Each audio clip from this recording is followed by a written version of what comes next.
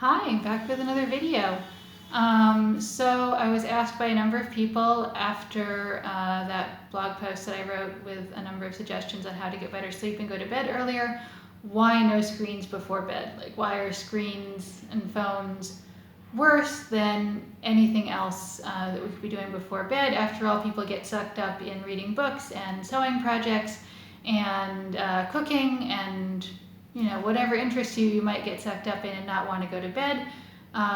So why are we specifically picking on phones when, after all, you can read on them and you can listen to music and you can watch interesting nature documentaries and play little games. And the problem with phones is, in fact, that we can do all of those things because when we're tired, it's much harder for our brain to stay focused on one thing, and we are much more prone to go running off after novelty. If there's something new that looks interesting, then we're just going to be off like a shot because that's just how our brains are designed.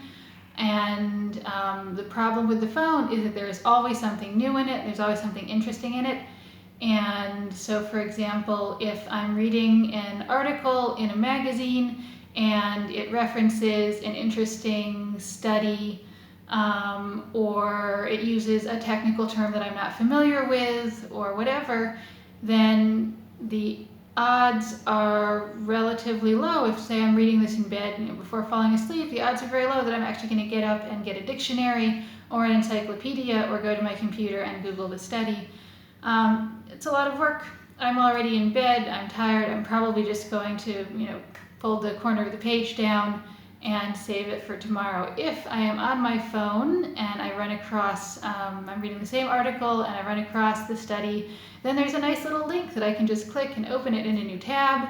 If there's a technical term, I have Google, I have Wikipedia, and I'm sure you know what happens if you end up on Wikipedia late at night. When we're tired, we don't stay focused on one thing.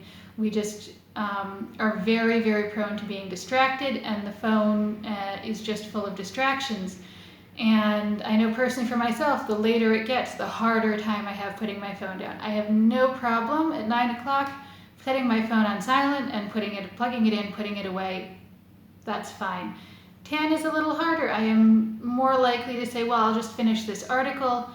10:30, I will almost certainly follow an interesting link if there is one. If I am still on my phone at 11:30, then the night is basically gone, and may as well try again the next morning, because it's just harder and harder as we get more tired to make good decisions, to stay focused, to not be distracted, and to remember the consequences of our actions. And since our phone is just jam-packed with every sort of distraction, that's why it's so much more problematic than reading a book.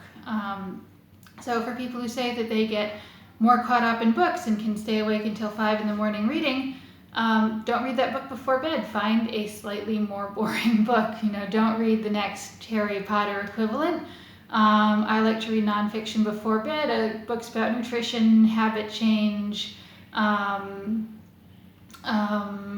Bible study sometimes. Find something that interests you but doesn't have dramatic tension that you have to keep turning the pages in order to find out who the murderer is.